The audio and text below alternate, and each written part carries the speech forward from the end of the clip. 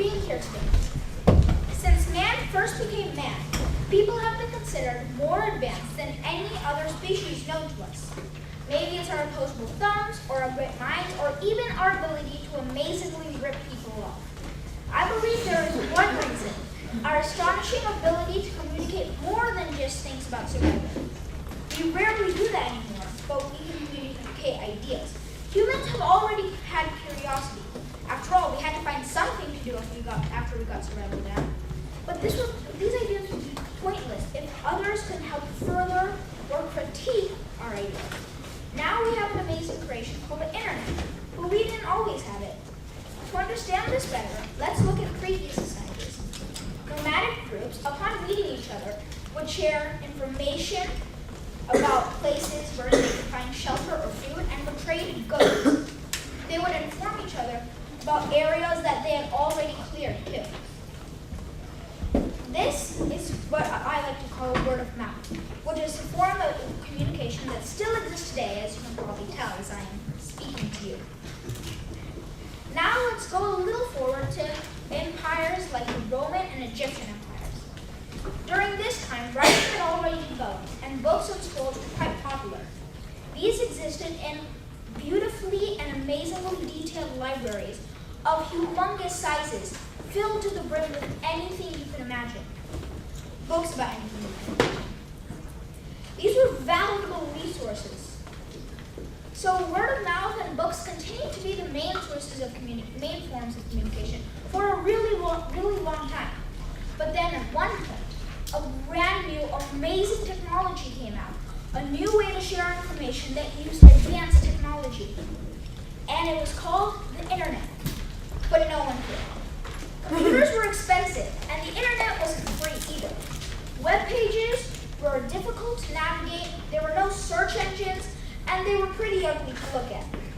Then the dot-com bubble burst. Computers were now cheap, and new coding language came out for the internet, in addition to HTML, such as CSS, which made web pages more than ugly black text.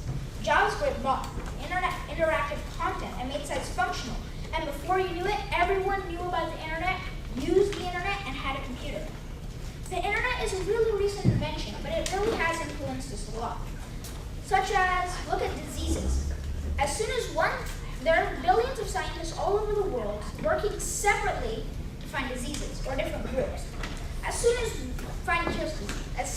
one scientist finds a cure to a disease, all of them instantly know through the internet. And so then everyone else can start focusing their strengths on other diseases, therefore speeding up the process. This also happens with discoveries, such as with archaeology or astronomy.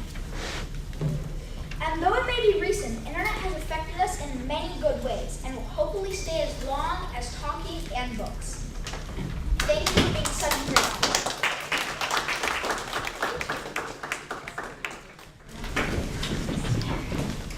Up next, we have Harry Song, who will be speaking to us about the Roman Empire. Please help me welcome Harry.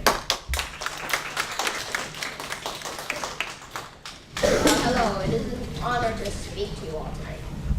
In ancient Rome, the Romans had a very skillful and a successful army. Their soldiers, or legionnaires, were trained very well and conquered many cities, which led to the expansion of the Empire of Rome. Men were divided into different groups. Each legion consisted of about 4,000 men, and they were divided into sections of 30 each. An experienced legionnaire, called a centurion, would be in charge of leading a division of 80 men. Centurions wore a bronze helmet with a colorful plume, which is kind of like ponytail thing. Okay, so that the other legionnaires could easily recognize who their leader was. The Roman citizen had to stay in the army for 25 years. A person could not marry during their time as a soldier. They would live and be trained at barracks, or would be traveling and staying at army camps, moving around. Roman soldiers were trained very well, and this led to the rise of the Roman Empire. Engineers crafted many types of different weapons, such as a ballista and catapult. army managed to conquer most of Rome's surrounding neighbors. When a soldier was not on duty, they would help in the construction of a building or a fortress. After a soldier's 25 years of service would end, they would retire and live a peaceful life if they married. No one could forget the courage, intellect, and weaponry of the Roman legions. Thank you for taking the time. Next, we have Tina Liu, who will be speaking about bats. Please help me welcome Tina.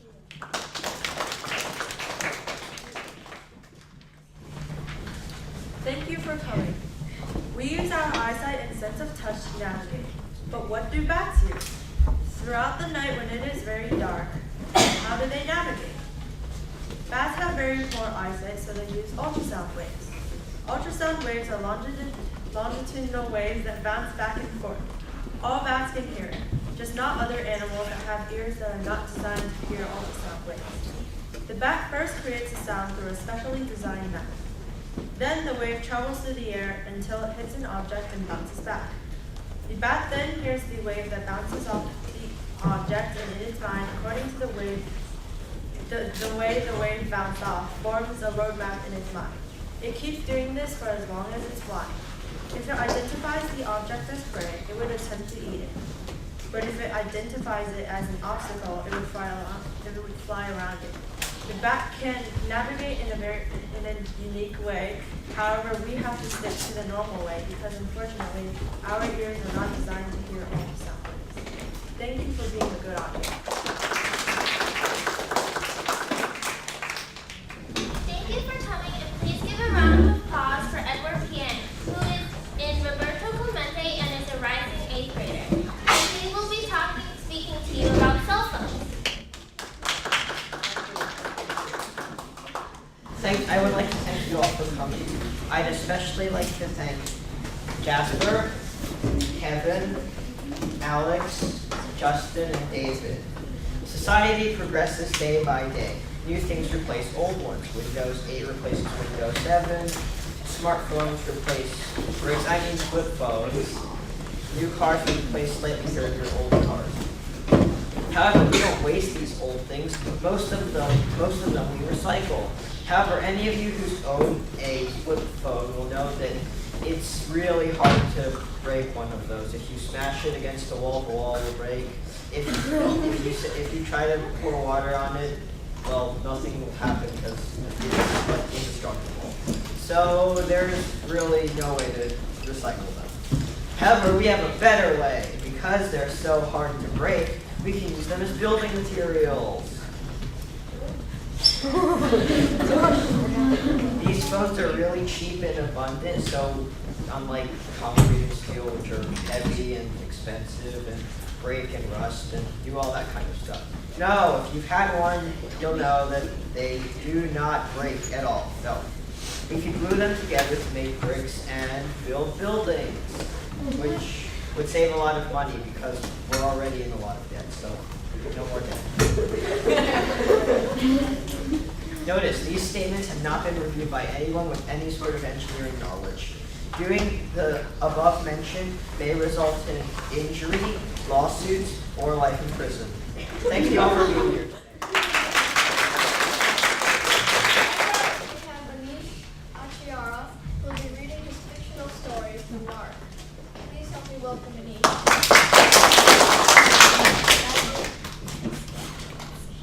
Good afternoon, everyone. Thank you all for being here and taking your precious time to come. It is a pure beast with no heart. The few men lucky enough to survive the beast had missing body parts and organs. When the survivors made it to the beach to retreat, the Narc drilled out the ground using its razor-sharp tiger claws. The men crawled for their lives as it leaped into the air with its forelegs and cut off their paws.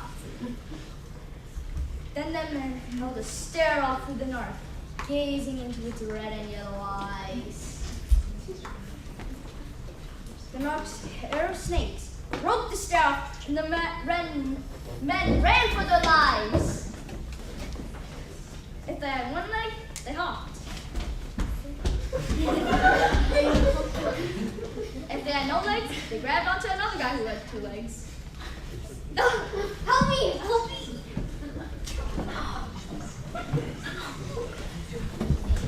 But it wasn't that easy to escape. The Narc's extendable tail grabbed 2-man teams and pulled them toward the Black Beast of Destruction. Luckily, a rescue helicopter swooped down and stayed long enough for everyone to get on. And then they took off. 5 minutes later, all the survivors saw was a black spectre. Thank you all for being such a great audience.